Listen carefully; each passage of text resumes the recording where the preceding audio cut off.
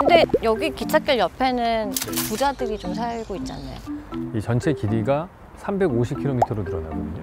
오늘 수학이 좀 약해가지고. 네. 교수님도 수학 약하다고 들었는데? 아니, 저는 이제 산수 정도 수준이에요. 이거는 그냥 이렇게.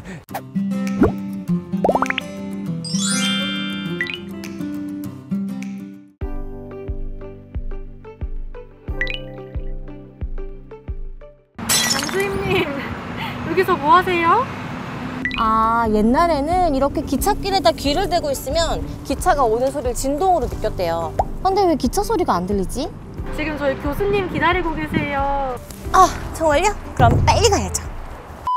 안녕하세요. 저는 서울시 공원녹지정책과 양우정이라고 합니다.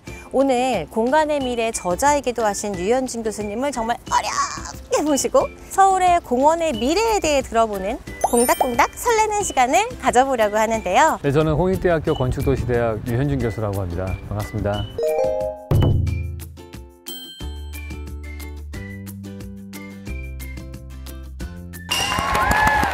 교수님의 그 셜록 현준 채널의 진짜 찐 애청자거든요. 특히 이 공원에 대해서도 많은 말씀을 해주신 걸로 알고 있는데 서울의 공원이 나아가야 할 방향성에 대해서도 좋은 꿀팁을 제시해 주실 수 있으실까요? 일단 사인을 좀 받으려고 하는데 대체 어디 갔어? 네, 저희 그러면 그냥 한번 걸으면서 얘기 나눠보도록 할까요? 아, 그럴까요? 네. 교수님을 뵌다고 하니까 제가 네. 궁금한 게 정말 많았어요. 시에서 직접 운영하는 공원이 25개, 그리고 크고 작은 공원이 2,900여 개가 있습니다. 근데 이 경의선 숲길을 굉장히 극찬해 주셨다고 들었어요. 네. 이 경의선 숲길 평소에 자주 걸으시나요? 네, 여기 자주 걷는 공원입니다. 제일 많이 걷는 공원이기도 한 것 같아요. 뭐 일주일에 몇 번씩 이렇게 걸으시나요? 일주일에 몇 번은 걷는 것 같아요. 진짜. 이 공원 걸으면서 이 점은 정말 좋다 하는 그런 부분이 있으셨어요? 일단 걸으면서 주변에 들어갈 커피숍이 많다는 거죠. 그러니까 맛집들도 많고 다른 동네를 갈 수 있는 길이 되기도 하고 뭐 여러 가지 장점들이 많은 것 같아요. 제가 예전에 읽었던 인터뷰 중에 교수님이 먹을 게 많아서 홍대에 오셨다는 네. 얘기를 들었는데 이 경의선 숲길도 약간 한몫을 하겠네요. 네, 지금 그렇죠. 제가 처음에 학교에 왔을 때는 홍대 앞에 놀이터 주변에 먹을 데가 많았다면은 요즘에는 그 연남동 근처로 되게 맛집들이 더 많이 생기고 있어서 그것도 큰 몫을 하죠.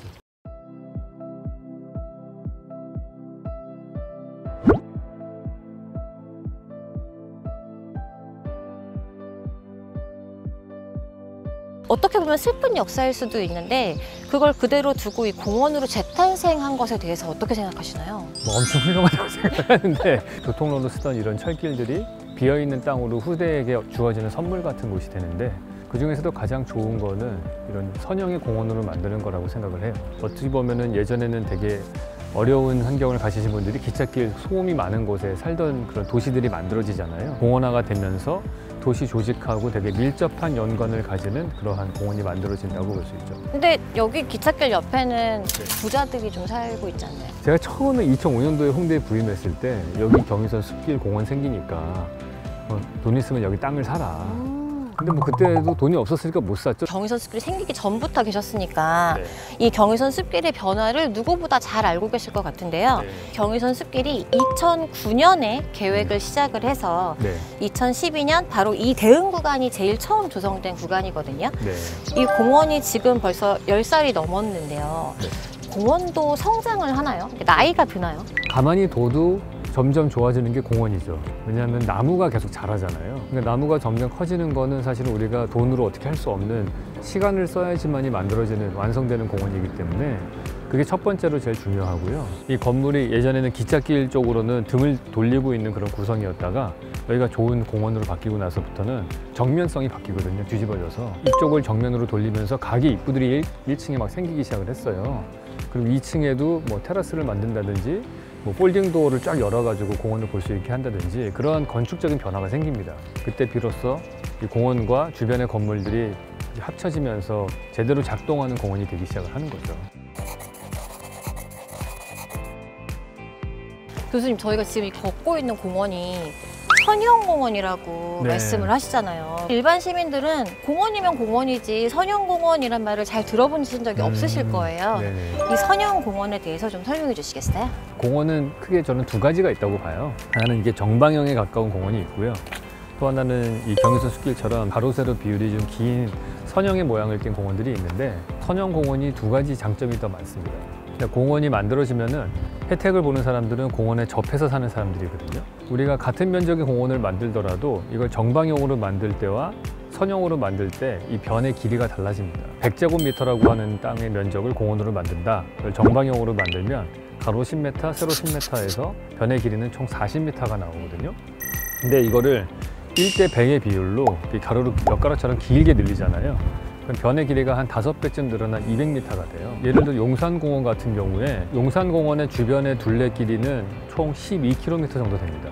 폭이 한 16m 정도 되는 선형의 공원으로 만들어지면은 이 전체 길이가 350km로 늘어나거든요. 맞나? 360km로 늘어나요. 그래서 30배가 늘어나요. 저는 수학이 좀 약해가지고. 교수님도 수학 약하다고 들었는데. 아니, 저는 이제 산수 정도 수준이에요. 이건 그냥 이건 수학이라고 하기도 좀 민망한 수준이잖아요. 350km로 늘어나거든요. 다 모든 공원을 선형의 공원으로 만들자 이 얘기는 아닙니다. 왜냐하면은 이런 용산공원 같은 경우는 생태공원으로서의 의미가 있어요. 경의선 숲길 같은 거는 근린공원의 역할이 더 큰 거죠. 그래서 도시하고 접하는 변의 길이가 늘어나게끔 이렇게 디자인된 선형의 공원이 그런 장점이 있고, 두 번째 장점은 다른 지역을 연결한다는 점이에요. 이 경의선 숲길이 생기기 전에는 저희 홍대 앞에 연남동하고 마포구 공덕동하고는 아무 상관도 없는 동네였거든요. 이 공원이 만들어졌더니 연남동에 사시는 분이 공덕동으로 산책을 오시고 공덕동 분은 연남동으로 산책을 가시거든요. 그러니까 서로 오가면서 같은 공원을 산책하는 공통의 추억을 가지게 되는 일이 생기는 거죠. 우리가 지역 간의 격차라든지 이런 것들도 없어지고 우리가 더 많은 사람들하고 같은 사회에 산다는 공동체 의식도 더 강해질 수 있다고 생각을 합니다. 그렇게 하면 이 공원의 좀 역사를 좀 생각을 해보지 않을 수가 없는 것 같아요. 왕이나 귀족들의 사냥터로 쓰던 데가 시민들에게 오픈되면서 그게 하이드파크가 된 경우도 있고, 그러니까 우리나라 사회도 아직 공원이 만들어지기 시작했다는 거는 국민들이 많이 도시에 살게 된 것도 있고, 또 하나는 중산층을 중심으로 한 시민사회가 형성이 된 결과다, 이렇게 볼 수도 있습니다. 서울에 어떤 유현진 파크를 만든다면 네. 어떤 모양으로 만들고 싶으세요? 좀 황당할 텐데 이 도시에 있는 많은 물류들을 다 지하로 내려보내가지고 그렇게 차선수를 몇 개를 줄여가지고 그게 선형의 공원이 되어서 우리 도시에 이미 존재하는 많은 넓은 도로들을 다 선형의 공원으로 바꾸는 게 제 꿈이에요. 그것들이 도시 전역을 다 연결시키는 그런 네트워크가 된다면 정말 좋겠죠. 그래서 내가 사는 곳에서 걸어서 10분 이내에 공원이 있게끔 만드는 게 사실 중요해요. 그래야지 쓰임새가 늘어나기 때문에. 경의선 숲길이 사실 좋은 것도 대중교통 라인과 사람들이 사는 도심 속에 있기 때문에 그 가까운 접근성 때문에 이용객 수가 훨씬 많은 거잖아요. 공원을 너무 크게 먼 곳에다가 만들 필요는 없다고 생각하고요. 작더라도 선형으로 우리가 접근성이 좋은 곳에 만드는 게 더 중요한 거죠. 과거의 공원과 현재의 공원은 좀 어떻게 다를까요? 과거의 공원이라고 하면은 그냥 공터에 나무를 심으면 다 된다고 생각을 했던 것 같은데요. 이제는 그 공원이 우리의 삶하고 얼마나 밀접한 연관을 갖게 할 것이냐에 더 이제 관심을 갖는 것 같아요. 내 주변에 공원이 한 5개 정도 되는데 그게 다 똑같은 녹지로 돼 있는 경우보다도 특징들이 다 있으면은 5가지의 다양한 더 넓은 공간을 소유하게 되는 그런 현상이 생기는 거니까 저는 바람직하다고 생각을 합니다. 그래서 어떻게 해서든지 작은 면적의 공원이지만은 우리의 삶을 담아낼 수 있는 새로운 독특한 형태를 만들려는 노력들이 보이는 것 같고요.